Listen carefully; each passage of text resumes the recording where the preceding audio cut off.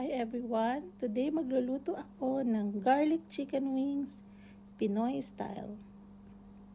Sa kanina, bago ko iprito ang aking chicken dito sa mainit na oil, and then also high heat yung ginamit ko dito, hinati ko lang siya into two. Nilagyan ko ng salt and pepper, and then coated ko lang siya ng harina. But not too much para hindi masyadong makapal yung coating natin. Eto na nga. And after a few minutes, eto na, nag-brown na yung ating chicken wings.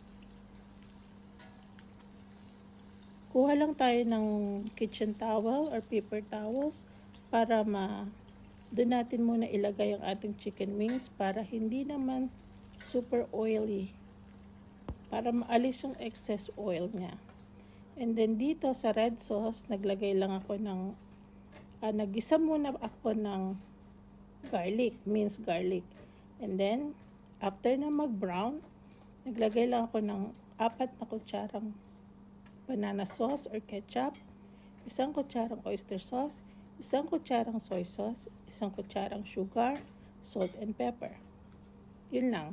Pinainit ko lang siya ng konti, and then after that, tapos na. I-coated ko na yung chicken wings natin. Actually, yung anak ko, tawag niya dito is fried chicken.